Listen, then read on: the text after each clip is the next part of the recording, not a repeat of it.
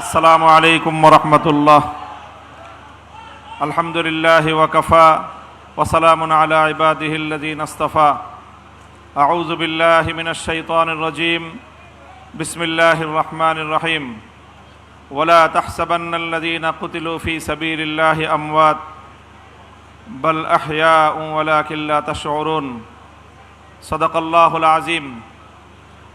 বাংলাদেশ জামায়াতে ইসলামীর উদ্যোগে আয়োজিত শহীদ পরিবার ও জুলাই যোদ্ধাদের জাতীয় সমাবেশে উপস্থিত সম্মানিত সভাপতি আমিরে জামাত ডক্টর শফিকুর রহমান সহ 11 দলীয় নেতৃবৃন্দ, বাংলাদেশ জামায়াতে ইসলামীর কেন্দ্রীয় নেতৃবৃন্দ, আমার সামনে উপস্থিত বাংলাদেশের আমার দৃষ্টিতে সবচেয়ে সম্মানিত শহীদ পরিবার এবং জুলাই যোদ্ধারা,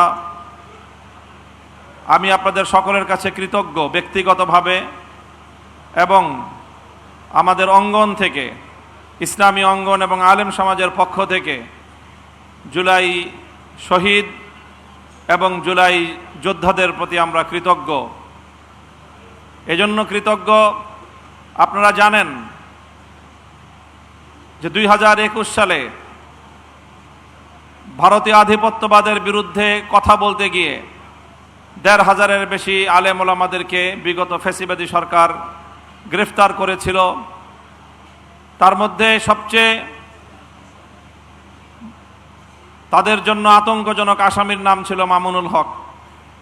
3 বছর পর্যন্ত আমাকে কারাগারে বন্দী করে রাখা হয়েছিল। 2024 সালের 3রা মে মুক্তি পেয়েছিলাম, তবে সেটা ছিল শুধু বাহ্যিক মুক্তি। মুক্তি দেওয়ার আগে তারা আমার নাকে রশি বেঁধে আমাকে নিয়ে তামাশা করেছে, ছেড়ে দিয়েছে কিন্তু নাকের মধ্যে রশি বাঁধা ছিল। শুধু একটা দিন একটা মামলার আসামি মামলায় হাজিরা দিতে যেতে পারিনি। আবেদন করেছিলাম যেন জামিন বহাল রাখা হয়, সঙ্গে সঙ্গে জামিন ক্যান্সেল করে দিয়ে গ্রেফতারি পরোয়ানা জারি করা হয়েছিল।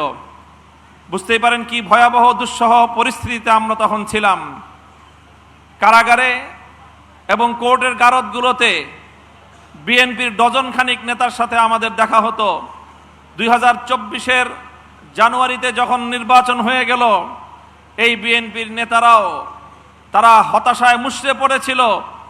তারাও সকলেই মন্তব্য করত 2040 সালের আগে শেখ হাসিনা বেঁচে থাকতে আর কোনোদিন বাংলাদেশের ক্ষমতার পরিবর্তন হবে এই স্বপ্ন বিএনপি দেখত না। কিন্তু আজ 2024-এর জুলাই বিপ্লবের আমাদের বীর শহীদানরা রক্ত দিয়ে যে মুক্তি এনেছে, যেই স্বাধীনতা এনেছে, 5ই আগস্ট হঠাৎ করে বিএনপি সেই শহীদানদের প্রতি, স্কুল কলেজের কোমলমতি আমাদের বীর শহীদ সন্তানদের প্রতি শ্রদ্ধা জানানোর পর দিন থেকে জুলাই বিপ্লবের